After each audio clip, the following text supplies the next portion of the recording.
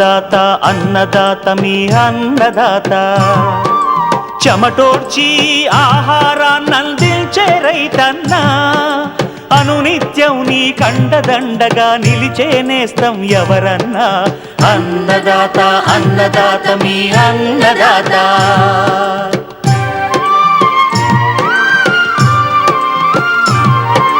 నూతన రీతుల సాగుబడికి నూరింతలు పెరిగే దిగుబడికి సూచనలిచ్చే సస్య రక్షణకు పశు పోషణకి శాస్త్ర విజ్ఞానం అందించి ముందుకు నడిపే తెలుగు రైతు భారతదేశానికి మకుటం అయ్యేలా తీర్చిదిద్దే ఆశయంతో మిమ్ము మేలు కొలిపేది అన్నదాత అన్నదాత అన్నదాత మీ అన్నదాత అన్నదాత అన్నదాత మీ అన్నదాత. అన్నదాత ప్రేక్షకులకు నమస్కారం. ఈనాటి ముఖ్యాంశాలు: అరటి గెలుల నాణ్యతను పెంచేందుకు మార్గాలు,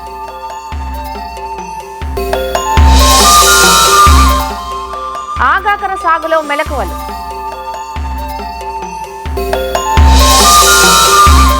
తెలంగాణ ప్రాంతంలో చేపల పెంపకం రైతులకు సూచనలు.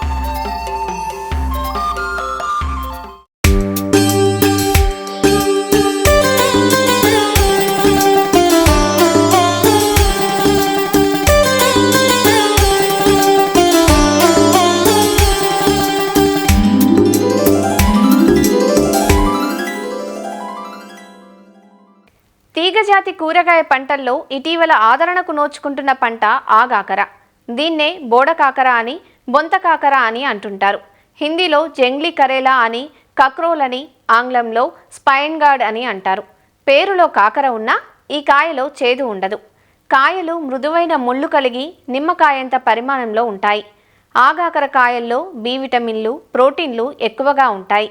అంతేకాక మధుమేహ వ్యాధి, దగ్గు, ఆయాసం వంటి శ్వాస వ్యాధులు, అల్సర్లు, కామెర్లు వంటి వ్యాధులను నివారించే ఆరోగ్య ప్రయోజనాలు కలిగి ఉండటంతో వీటికి మార్కెట్లో మంచి ధరలు పలుకుతుంటాయి.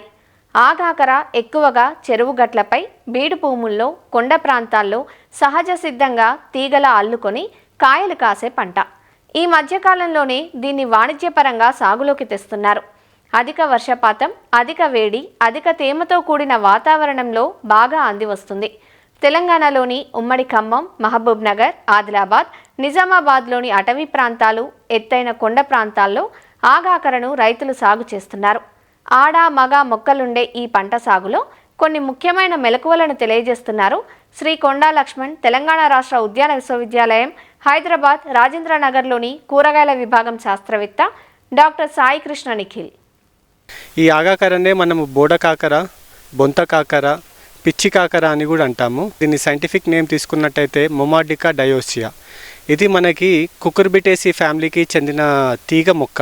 ఈ తెలంగాణలో ఇది ఎక్కువ మట్టుకు అయితే నార్దర్న్ తెలంగాణలో కరీంనగర్, నిజామాబాద్ ఇట్లాంటి కొంచెము హిల్లీ ప్లేసెస్లో ఎక్కడైతే ఈ గుట్టల ప్రాంతాలలో దీన్ని సాగు చేస్తున్నారు. ఇది ఒక డయోషియస్ ప్లాంట్. డయోషియస్ ప్లాంట్ అంటే దీంట్లో మేల్ అండ్ ఫీమేల్ ప్లాంట్స్ అనేది సపరేట్గా ఉంటాయి. మేల్ ఫ్లవర్ సపరేట్గా ఉంటుంది, ఫీమేల్ ఫ్లవర్ కూడా సపరేట్గా ఉంటుంది. ఇప్పుడు పాపులర్గా ఉన్న వెరైటీస్ అయితే అర్కా భరత్ అనే ఈ వెరైటీ చెటాలి centre, Indian Institute of Horticulture Research చెటాలి సెంటర్ నుంచి మేము ఈ ప్లాంట్స్ తీసుకొని వచ్చాము. ఇదే కాకుండా ఒకవేళ వేరే వెరైటీస్ ఏదైనా ప్రిఫరబుల్ అంటే కాశీ గౌతమ్ అని Indian Institute of vegetable research Varanasi వాళ్ళు రిలీజ్ చేసిన కాశీ గౌతమ్ అనేది ఒకటి ఉంది. ఇంకొకటి నీలాంచల్ శ్రీ, ఇది మనకి ఒరిస్సా నుంచి వచ్చిన వెరైటీ. ఈ మూడు వెరైటీలు కూడా తెలంగాణకి సూట్ అవుతాయి. యూజువల్గా సమ్మర్ సీజన్ స్టార్టింగ్లో అంటే వేసవి కాలము స్టార్ట్ అయ్యే టైంలో దీన్ని మనం ప్లాంటింగ్ తీసుకోవాలి. దీన్ని ప్లాంటింగ్ మనము ఒకవేళ రూట్ సక్కర్స్తో కానీ లేకపోతే సీడ్స్తోనన్నా తీసుకోవచ్చు. సీడ్స్తోన ఎందుకు తక్కువగా ప్రిఫర్ చేస్తాము అంటే సీడ్స్తోన తీసుకున్నట్టే జర్మినేషన్ పర్సంటేజ్ చాలా తక్కువగా ఉంటుంది. జర్మినేషన్ పర్సంటేజ్ ఓన్లీ 30% వరకే వస్తుంది. అందుకే చాలా మటుకు మనం దీన్ని రూట్ సక్కర్స్తో ప్రాపగేట్ చేయడానికి ప్రిఫర్ చేస్తాము. ఒక ఎకరాకి మనకి ఆల్మోస్ట్ ఒక 1000 ప్లాంట్స్ వస్తాయి. ఆ 1000 ప్లాంట్స్లో మనము మళ్ళీ మేల్ ఫీమేల్ రేషియో అనేది డిస్ట్రిబ్యూట్ చేసుకోవాల్సి వస్తుంది. 900 ప్లాంట్స్ ఫీమేల్ తీసుకున్నట్టయితే ఒక 100 ప్లాంట్స్ మేల్ తీసుకోవాలి. అంటే మనం సపోజ్ ఎవ్రీ 10 ప్లాంట్స్కి ఒక ఫీమేల్ ప్లాంట్ని పెట్టుకోవాలి. అప్పుడే పాలినేషన్ అనేది సరిగ్గా జరిగి ఫీమేల్ ప్లాంట్స్ మీద ఫ్రూటింగ్ అనేది వస్తుంది. స్పేసింగ్ తీసుకున్నట్టయితే ఇది ప్లాంట్ టు ప్లాంట్ ఒక 1 మీటర్ స్పేసింగ్ తీసుకుంటే రో టు రో 1.5 మీటర్ స్పేసింగ్ తీసుకోవాలి. ఇది మనకి 35 to 40 డేస్ తర్వాత ఇది మనకి జర్మినేషన్ స్టార్ట్ అయ్యి ఎప్పుడైతే ఈ తీగ పెరగడం స్టార్ట్ అవుతుందో మనం అప్పటి నుంచే దీన్ని ఈ ట్రెల్లిస్ మీదకి ట్రైన్ చేసుకుంటూ ఉండాలి. ఇది ఆల్మోస్ట్ 8 feet హైట్ దాకా మనకి ఎక్కేస్తుంది. జూన్ మాసం వచ్చేసరికి 8 feet హైట్ వస్తుంది. మీకు ఆగస్ట్ నుంచి అక్టోబర్ వరకు పంట అనేది స్టార్ట్ అవుతుంది. దీంట్లో మనకి 2 types ఆఫ్ ఫ్లవర్ ఉంటాయి, male flower and female flower. రెండు కూడా మనకి క్రీమిష్ వైట్ కలర్లో ఉంటారు. ఒకవేళ ఫీమేల్ ఫ్లవర్ని ఐడెంటిఫై చేయాలి అంటే ఫ్లవర్కి వెనకాల ఇట్లా ఒక పిందెలాగా మనకి కనిపిస్తుంది. అదే ఒకవేళ మేల్ ఫ్లవర్ని మనం ఐడెంటిఫై చేయాలంటే కింద దానికి ఒక క్యాలెక్స్ రూపంలో జరుగుతుంది. ఈ పాలినేషన్ జరిగిన తర్వాత మనకి ఇలా పిందెలు అనేది ఏర్పడతాయి. ఈ పిందెలు ఏర్పడి ఇదొక టోటల్లీ మెచ్యూర్డ్ ఫ్రూట్. ఒకవేళ దీని లెంత్ చూసుకున్నట్టయితే మనకి 2 to 10 centimeters లెంత్లో, ఒకవేళ విడ్త్ చూసుకుంటే 3 to 5 centimeters విడ్త్లో వస్తుంది. ఒకవేళ ఒక ఫ్రూట్ యొక్క మనం వెయిట్ చూసుకున్నట్టయితే ఇది మనకి 20 to 80 grams. ఇది మనకు ఒక ఇండివిజువల్ ఫ్రూట్ యొక్క వెయిట్ వస్తుంది. పండు ఈగ దీనిలో ఒకటి మేజర్ పెస్ట్. మనము ఒకవేళ దీన్ని కంట్రోల్ చేసుకోవాలంటే 4 to 6 ఫిరోమోన్ ట్రాప్స్ ఒకవేళ పెట్టుకున్నట్టయితే దీన్ని కంట్రోల్ చేసుకోగలుగుతాం. అయితే దీన్ని ఫస్ట్ మనం క్రాప్ని ఎలా స్టార్ట్ చేసుకోవాలంటే ఎప్పుడైతే సమ్మర్ స్టార్టింగ్లో మనం చేసుకుంటామో తర్వాత దీనిది ఏదైతే స్ప్రౌటింగ్ వచ్చి తీగ ఎక్కడం అనేది మనకి జూన్ నాటికి స్టార్ట్ అవుతుంది. దాని తర్వాత జూన్లో తీగ మొత్తం ఎక్కేసరికి తీగ ఆల్మోస్ట్ 6 feet to 8 feet దాకా తీగ ఎక్కేస్తుంది. ఎక్కేసిన తర్వాత మనకి ఆగస్టు, సెప్టెంబర్, అక్టోబర్ ఈ 3 నెలల్లో మనకి దీని పంట అనేది పూర్తిగా వస్తుంది. ప్రతి వారానికి ఒక 2 సార్లు మనం తీసుకోవచ్చు. ఎకరానికి తీసుకున్నట్టయితే 8 నుంచి 10 క్వింటాళ్ళు ఎకరానికి దీని దిగుబడి వస్తుంది. ఇది ఎప్పుడైతే లేతగా ఉంటుందో పండు లేతగా ఉన్నప్పుడే దీనికి మార్కెట్లో మంచి ధర వస్తుంది. ఒకవేళ ముద్రినట్టయితే ఇది ఆరెంజిష్ కలర్లోకి వచ్చేసి దాని తర్వాత దీని కీపింగ్ క్వాలిటీ కానీ మార్కెటబిలిటీ అనేది దెబ్బతింటుంది. లేతగా ఉన్నప్పుడైతేనే మనకి మార్కెట్లో మంచిగా ఇది అమ్ముడుపోతుంది. ఒకవేళ రేట్ చూసుకున్నట్టయితే ఇది మనకు ఆల్మోస్ట్ 150-200 రూపీస్ పర్ కేజీ ఇది మనకి రీటైల్ మార్కెట్లో అమ్ముతున్నారు. మీకు సెప్టెంబర్, అక్టోబర్ ఎండ్ దాకా కూడా ఈ పంట వస్తుంది.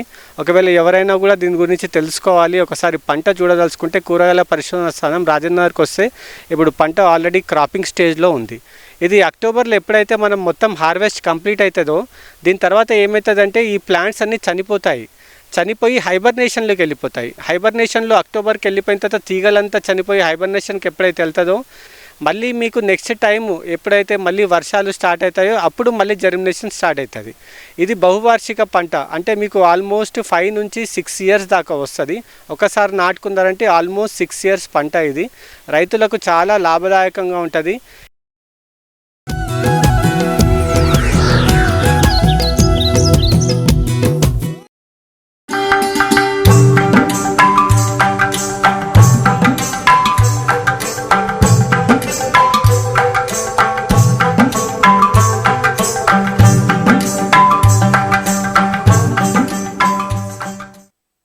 చేపల పెంపకం అంటే ఒకప్పుడు కోస్తా జిల్లాలోనే ఉండేది.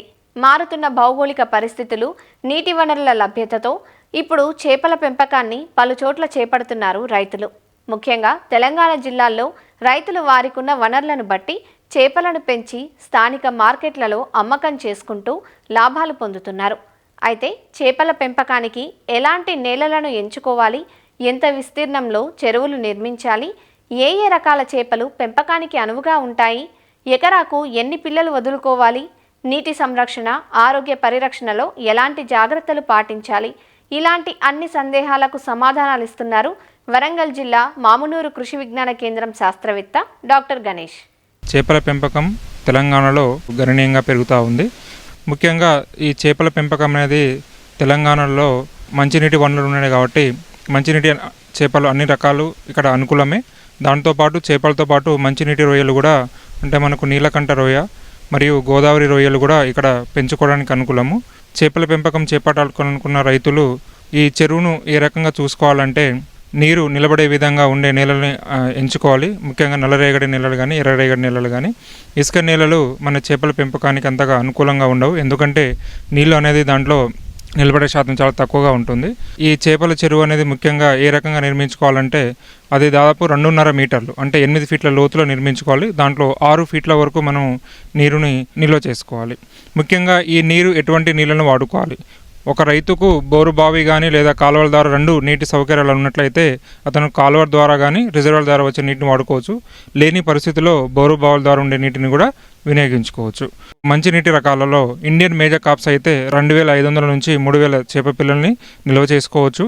అదేవిధంగా మన రాష్ట్రీయ చేప అయిన కొర్రమీను చేప అయితే దానిని దాదాపు 4500 నుంచి 5000 చేపల్ని నిల్వ చేసుకోవచ్చు. రైతులు ముఖ్యంగా అవగాహన తీసుకోవాల్సింది, మనకు వరిలో ఏ రకంగా అయితే విత్తనాన్ని ఏ రకంగా ఎంత ప్రాముఖ్యత ఇస్తామో చేపలు పెంచే రైతులు కూడా ఈ చేప పిల్లలని ఎంచుకునే క్రమంలో చాలా జాగ్రత్తలు పాటించాలి. చేప పిల్లల ఉత్పత్తి కేంద్రాలను సందర్శించినప్పుడు మత్స్యకార రైతులు ఆ యొక్క చేప పిల్లల్ని పట్టుకొని పరిశీలించినప్పుడు చేప శరీరం పైన ఎటువంటి గాయాలు కానీ తర్వాత వాటి యొక్క రెక్కలు కానీ ఎటువంటి కుళ్ళిపోకుండా శరీరం పైన ఎలాంటి మచ్చలు లేని వాటిని ఎంచుకోవాలి. హ్యాచరీ యాజమాన్యాన్ని కానీ చేప పిల్లల ఉత్పత్తి కేంద్ర యాజమాన్యాన్ని అడిగి ఆ చేప పిల్లలు ఎన్ని రోజులవి దాన్ని బట్టి ఆ సైజుకి ఆ చేప ఉందా లేదా అని కూడా మనం గ్రహించుకోవాలి. దానికి ఎటువంటి మేతలు ఇస్తున్నారు, మేతకు చేప పిల్ల అనేది అలవాటు అయిందా లేదా అనేది కూడా మనకు మత్స్యకార రైతులు అనేది కంపల్సరీగా మనం చూసుకోవాలి. ఈ రవాణా సమయంలో జాగ్రత్తలు కూడా పాటించాలి. ముఖ్యంగా చేప పిల్లల్ని మనకు రవాణా చేసే ముందు 24 గంటల ముందు ఎటువంటి మేతలు ఇవ్వకూడదు. అది ఇవ్వకపోవడం వల్ల ఏంటంటే చేప కొంచెం అంతగా యాక్టివ్గా ఉండకపోవడము, చేప వలలో జరిగే ఈ యొక్క గాయాల బారి నుంచి మనము చేప పిల్ల అనేది ఎంతో కొంత నష్టం అనేది నివారించుకోవచ్చు. మరి అదేవిధంగా తీసుకొచ్చిన చేప పిల్లల్ని అప్పటికప్పుడు చేప పిల్లల చెరువులో వదలకూడదు. ముందుగా దానికి అక్లమటైజేషన్ చేయాలి. అంటే ఆ యొక్క చేప పిల్లలు పెరిగిన ప్రాంతంలో ఉన్న ఉష్ణోగ్రత pH మన యొక్క చెరువులో ఉన్న ఉష్ణోగ్రత pHకి దాన్ని సమతుల్యత చేయాలి. అందుకు కానీ చేప పిల్లల ట్యాంకులు అయితే కంపల్సరీగా మనం ఏదైతే చెరువులో వదులుతున్నామో ఆ యొక్క చెరువు యొక్క నీటిని 10 నుంచి 15 నిమిషాల పాటు చిన్నగా కలుపుతూ ఉండాలి. ప్యాకెట్లలో అయితే ఆ యొక్క ప్యాకెట్ని తీసుకొచ్చేసి నీటి ఉపరితలం పైన ఉంచి దాని ద్వారా దాని యొక్క ఉష్ణోగ్రత అనేది సమతుల్యత చెందుతుంది. మరి అదేవిధంగా ఈ చేప పిల్లల్లో ముఖ్యంగా చూసుకున్నట్టయితే 3 ముఖ్యమైన యాజమాన్య పద్ధతులు ఉంటాయి. నీటి యాజమాన్య పద్ధతులు, మరియు మేత యాజమాన్య పద్ధతి అండ్ ఆరోగ్య యాజమాన్య పద్ధతి. నీటి యాజమాన్య పద్ధతిలో 2 రకాల లక్షణాలు ఉంటాయి. ఒకటి భౌతిక లక్షణం, రెండవది రాసాయనిక లక్షణం. భౌతిక లక్షణం చూసుకున్నట్లయితే ముఖ్యంగా ఉష్ణోగ్రత, నీటి పారదర్శకత అండ్ టర్బిడిటీ. తర్వాత అదేవిధంగా ఈ రాసాయనిక లక్షణాలు చూసుకున్నట్లయితే pH, డిజాల్వ్డ్ ఆక్సిజన్ అంటే నీటిలో కరిగి ఉన్న ఆక్సిజన్, అమోనియా, నైట్రేట్లు ఉంటాయి. ఉష్ణోగ్రత 26 డిగ్రీల సెంటీగ్రేడ్ నుంచి 30 డిగ్రీల సెంటీగ్రేడ్ వరకు మనకు మెయింటైన్ చేయాలి.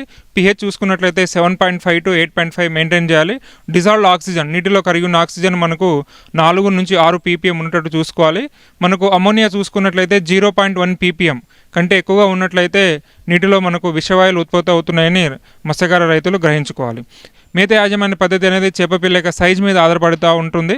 మనకు చేప పిల్లలు నర్సరీలో ఉన్నప్పుడు శరీర బరువుకు 5% ఇస్తాము. తర్వాత ఈ చేప పిల్లలు ఫింగర్లింగ్ స్టేజ్ దాటి తర్వాత మనకు చేప చెరువుల్లో స్టాక్ చేసిన తర్వాత దాదాపు 200 గ్రాములు వచ్చే వరకు ఇదే మనం 5% బరువుని మనము మెయింటైన్ చేయాలి. తర్వాత 200 గ్రాముల నుంచి దాదాపు 600 గ్రాములు వచ్చే వరకు 3% శరీర బరువు, 28% ప్రోటీన్ ఇచ్చినట్లయితే దాని యొక్క శరీరానికి కావాల్సిన ఖనిజ లవణాలు కానీ దాని యొక్క శరీర పెరుగుదలకు కావాల్సిన శక్తిని అది సమకూర్చుకోగలదు. 600 గ్రాముల తర్వాత మనం శరీర బరువుకు 24% ప్రోటీన్, శరీర బరువుకు 2% ఇచ్చినట్లయితే అది దాని శరీరానికి కావాల్సిన మాంసకృతులను మరియు శరీర పెరుగుదలకు కావాల్సిన శక్తిని అది ఆ యొక్క మేత ద్వారా తీసుకోగలదు. చేప పిల్లలకు అన్ని తేలియాడే మేతల్ని తీసుకుంటుంది. వీటిని పెల్లెట్ ఫీడ్స్ అంటాం. ఇదే కాకుండా మనకు సహజమైన ఆహారాన్ని కూడా చేపల చెరువులో ఉత్పత్తి చేయాలి. 60 నుంచి 70% వరకు మనం ఇచ్చే అదనపు ఆహారం మీద ఆధారపడి ఉంటుంది. మిగతా 20 నుంచి 25% వరకు మనకు చేపల్లో సహజ ఆహారం అంటే జంతు ప్లవకాలు, వృక్ష ప్లవకాలు అనేవి ఉంటాయి. అవి ఏ రకంగా ఉత్పత్తి చేయాలంటే చేప పిల్లలను వదిలే ముందే మనం చెరువులో నీటిని నిల్వ చేసిన తర్వాత చేపల పెంపకానికి మనకు అనుకూలమైన కలరు లేత ఆకుపచ్చ రంగు కలర్ కాబట్టి ఆ యొక్క కలర్ రావడానికి మనం ఏం చేస్తామంటే కొన్ని రకాల ఎరువులను కలుపుతాం. అవి ఏంటంటే మనకు ఇంట్లో ఉపయోగించే పశువుల ఎరువు కానీ తర్వాత కోళ్ళ ఎరువు కానీ వీటితో పాటు వేరుశనగ చెక్క కానీ పత్తి చెక్క కానీ నువ్వుల నూనె చెక్క కానీ యూజ్ చేసుకోవచ్చు. దీంతో పాటు మనకు పొటాష్ తర్వాత యూరియా వీటినన్నింటినీ కలిపి ఒక నీడ ప్రదేశంలో అన్ని నీళ్లు కలియబెట్టి 24 గంటల తర్వాత మనం చెరువులో చల్లుకోవాలి. చల్లుకున్న తర్వాత 5 నుంచి 7 రోజులకు మనకు నీటి కలర్ అనేది లేత ఆకుపచ్చ రంగు కలర్లోకి వస్తూ ఉంది. దీంట్లో వృక్ష ప్లవకాలు అంటే ఫైటోప్లాంక్టన్ మరియు చిన్న చిన్న కీటకాలు కూడా తిరుగుతూ ఉంటాయి. జూ ప్లాంక్టన్ పెరిగిందని గ్రహించుకోవాలి. ఆ తర్వాత మాత్రమే చేప పిల్లలను వదులుకోవాలి. చేపల్లో వచ్చే ముఖ్యమైన వ్యాధులు చూసుకున్నట్లయితే చేప పేనుతో పాటు మనకు ఎరుపు మచ్చల వ్యాధి వస్తూ ఉంది. తర్వాత తోక తెగుళ్ళ వ్యాధి, తాటాకు తెగుళ్ళ వ్యాధి. ముఖ్యంగా కొర్రమీనులో చూసుకున్నట్లయితే చిన్న చిన్న కురుపులుగా ఏర్పడి ఈ లోతైన గాయాలుగా ఏర్పడి ముఖ్యంగా శరీర భాగము మరియు ఈ రెక్కల మీద ఏర్పడే అవకాశం ఉంది. తద్వారా అది వ్యాధి తీవ్రత ఎక్కువగా అయినట్లయితే రెక్కలు కూడా కుళ్ళిపోయి చనిపోయే అవకాశం ఉంది. వీటిలో కూడా మనకు బ్యాక్టీరియా సంబంధిత వ్యాధులైన ఈ ఎరుపు మచ్చల వ్యాధి, వీటిని నీటి శానిటైజర్లు అయోడిన్ కానీ, బీకేసి బ్రోమిన్ కొనిన్ క్లోరైడ్ కానీ, తర్వాత పొటాషియం పర్మాంగనేట్లతో తగ్గించుకోవచ్చు. వ్యాధి తీవ్రత తక్కువగా ఉన్నట్లయితే మనం సహజ నీటి శానిటైజర్స్ అన్న ఉప్పు మరియు పసుపును కూడా వినియోగించుకోవచ్చు. వ్యాధి తీవ్రత ఎక్కువగా ఉన్నట్లయితే మనం ఎండ్రోఫ్లాక్సిన్ కానీ, తర్వాత ఆక్సిటెట్రాసైక్లిన్ కానీ మేతలో కలిపి ఇవ్వడం ద్వారా ఈ యొక్క వ్యాధి తీవ్రతను తగ్గించుకోవచ్చు.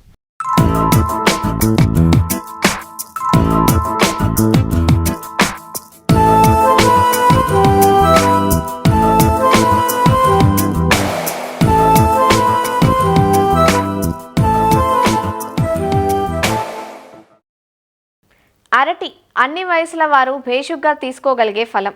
అందుకే ఏ సీజన్లోనైనా ఎన్ని రకాల పండ్లు మార్కెట్లోకి వచ్చినా అరటికి డిమాండ్ మాత్రం తగ్గదు.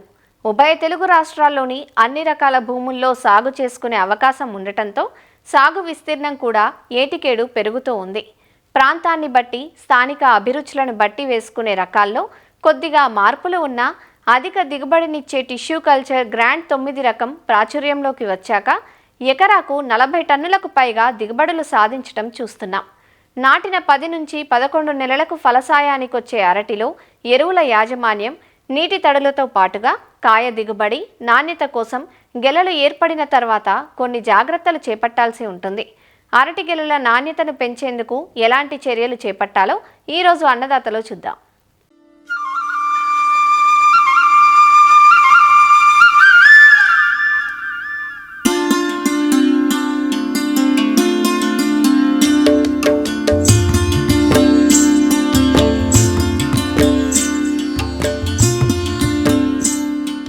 అరటి రకాన్ని బట్టి నాటిన 6 నెలలకు గెలలు వేయటం మొదలు పెడతాయి.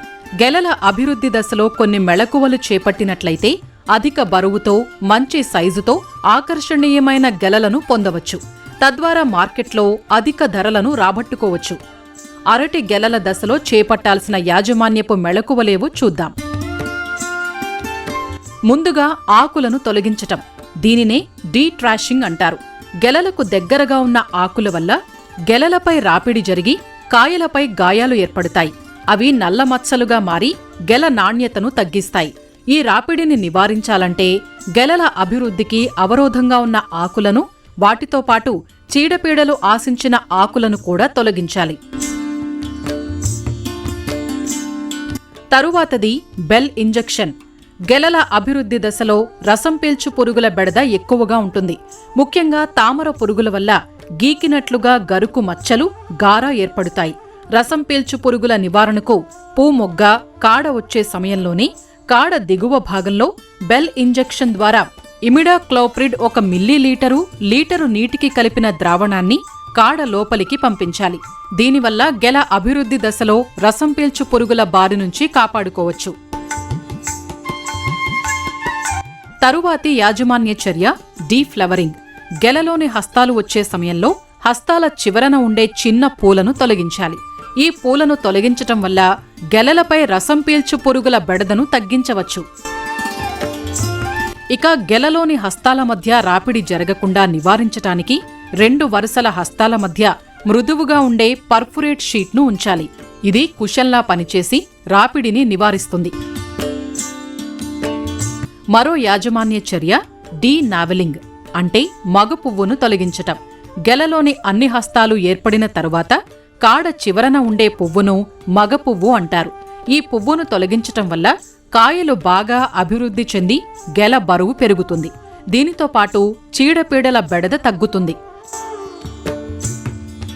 మరో ముఖ్యమైన యాజమాన్యం అరటి గెల తొడిమెను కప్పి ఉంచటం. అరటిలో గెలలు వేసే ముందుగా ఒక పోటాకు వస్తుంది. ఈ పోటాకుతో గెల వంపు భాగాన్ని, అలానే గెల పైభాగాన్ని కప్పి ఉంచాలి. దీనివల్ల వంపు భాగాన్ని అధిక ఎండ నుంచి రక్షించుకోవచ్చు. గెలల నాణ్యత పెంచే మరో ముఖ్యమైన యాజమాన్య చర్య తొడుగుల వాడకం. అరటి గెలలకు తొడిగే సంచులు మార్కెట్లో లభ్యమవుతున్నాయి. గెలలను రసం పీల్చు పురుగులు, శిలీంధ్రాలు, బ్యాక్టీరియా ఇంకా భౌతిక గాయాల నుంచి రక్షించుకోవటానికి, దానితో పాటు గెలలో ఆకర్షణీయమైన లేత ఆకుపచ్చ రంగు సంతరించుకోవటానికి తొడుగులను వాడతారు. సంచులను తొడగటం వల్ల గెలలు వారం నుంచి 10 రోజుల ముందుగా పక్వానికి వస్తాయి.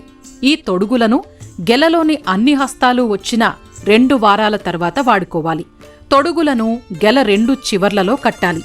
గెలలు అభివృద్ధి చెందే కాలాన్ని బట్టి రంగు తొడుగులను వాడుకోవాలి. గెల అభివృద్ధి చలికాలంలో ఉంటే తెల్లని తొడుగులు లేదా పేపర్ తొడుగులు వాడాలి.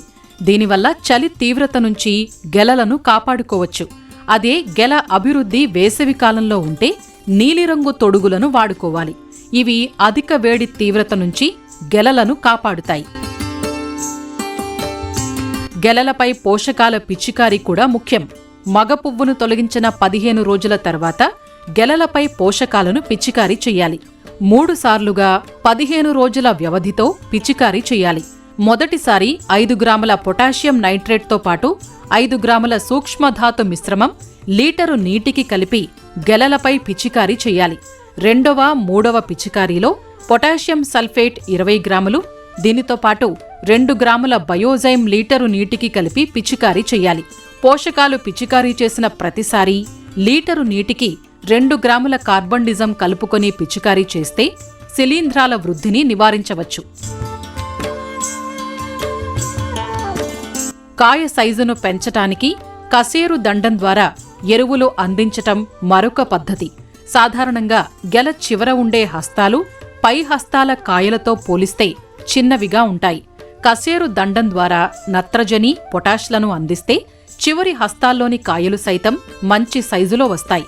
ఇందుకోసం ఒక పాలిథిన్ సంచిలో 500 గ్రాముల ఆవు పేడ, 15 గ్రాముల అమ్మోనియం సల్ఫేట్, 7.5 గ్రాముల సల్ఫేట్ ఆఫ్ పొటాష్ కలిపి గెల చివరి భాగంలో తొడగాలి. ఈ పోషకాలను పీల్చుకుని చివరి హస్తాల కాయలు సైజు పెరుగుతాయి. ఇక ఫింగర్ థిన్నింగ్. హస్తాల్లోని కాయలన్నీ ఒకే పరిమాణంలో అభివృద్ధి చెందాలంటే ఆ హస్తంలో సరిగా ఎదగని ఒక చిన్న కాయను తొలగిస్తారు. దీనివల్ల హస్తంలోని అన్ని కాయలు ఒకే ఆకృతిలో, ఒకే పరిమాణంలో పెరగటానికి అవకాశం ఉంటుంది. గెల చివరన ఒక్క కాయను ఉంచటం మరొక మెళకువ. మగ పువ్వును తొలగించిన తర్వాత ఒక్కోసారి కసేరు దండం చివరి భాగంలో శిలీంధ్రపు తెగుళ్లు ఆశించే ప్రమాదం లేకపోలేదు. దీన్ని పట్టించుకోకపోతే గెల మొత్తానికి ఈ తెగుళ్లు వ్యాపిస్తాయి.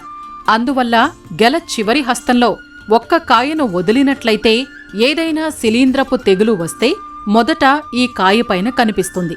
దీనితో మనం ముందుగానే జాగ్రత్తపడి శిలీంధ్ర నాశనులను పిచికారీ చేసుకుని గెలలను కాపాడుకోవచ్చు. ఇలాంటి యాజమాన్య పద్ధతులన్నీ పాటిస్తే చీడపీడల నుంచి, భౌతికంగా జరిగే గాయాల నుంచి గెలలను కాపాడుకోవచ్చు. ఫలితంగా సస్యరక్షణ మందుల ఖర్చు తగ్గటమే కాదు, పెద్ద కాయలతో పొడవాటి గెలల ఉత్పత్తిని సాధించవచ్చు. మరిన్ని విభిన్న అంశాలతో రేపటి అన్నదాతలో మళ్ళీ కలుసుకుందాం. నమస్కారం. అన్నదాతలు తమ సందేహాలు, సమస్యలను 1800-425-4085 టోల్ ఫ్రీ నెంబర్లో ఉదయం 10 గంటల నుంచి 11 గంటల మధ్య పని దినాలలో సంప్రదించగలరు. ఈ కార్యక్రమాన్ని యూట్యూబ్లో www.youtube.com/annadaata ETV లింక్ ద్వారా వీక్షించవచ్చు.